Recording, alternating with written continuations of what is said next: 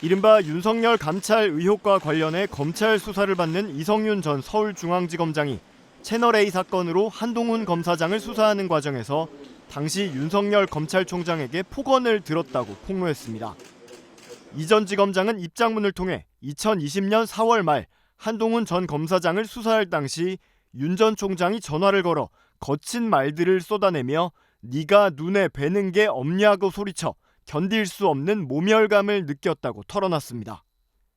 그러면서 이런 식으로 채널A 사건 수사와 감찰을 방해했던 윤 전 총장은 결국 징계를 받았고 서울행정법원도 징계 처분이 정당하다고 명확히 판결했다면서 법원은 윤 전 총장에 대해 국가공무원법 위반, 검찰청 공무원 행동강령 위반으로 징계 사유가 인정되며 다른 비위 사실을 더하면 면직 이상의 징계가 가능하다고 판시했다고 밝혔습니다.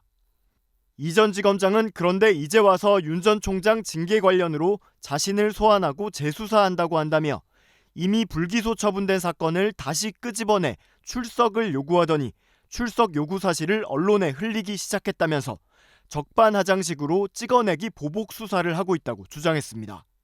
이어 올해 교수들이 선택한 사자성어가 잘못을 하고도 고치지 않는다는 뜻의 과이불개라고 한다며 피징계자로서 이런 판결이 나왔으면 사과나 반성을 했어야 했는데 보복 수사라니 그저 안타깝고 측은할 따름이라고 말했습니다.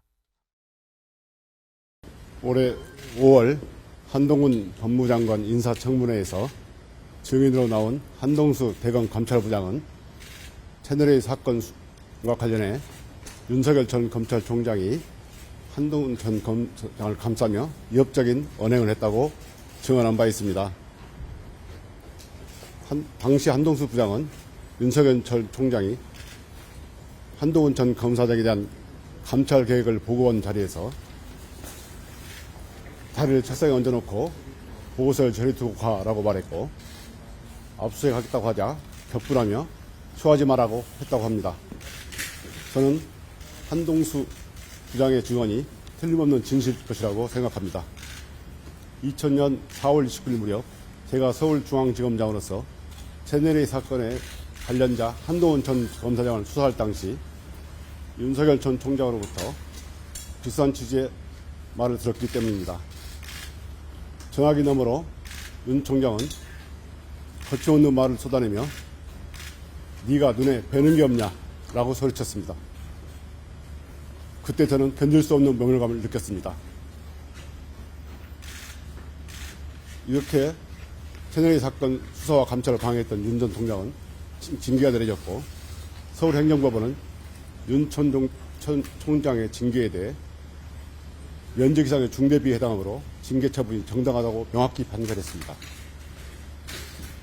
이제 와서 저를 소환해서 윤 전 총장 징계와 관련해서 재수사를 한다고 합니다. 이 사실이 판결로 확인되자 프레임을 전환하며 책임을 떠넘기고 적반하장식으로 특정인에게 뒤집어 씌우고 찍어내기 보복사를 한다고 해서 중대비가 가려지는 것도 아니고 법원의 판결이 뒤집어지는 것도 아닐 것인데 참으로 안타깝습니다. 올해 교수를 선정한 사자성어가 과이불개라고 합니다. 피징계인이 이런 판결이 나왔으면 잘못을 사거나 반성을 했으면 했는데 이제 와서 보복서라니 그저 안타깝고 측은할 뿐입니다. 감사합니다. 한편으로는 한동훈 윤석열 수사 기록을 박원전 검사에게 넘기도록 지시했다 이런 의혹이 있는데.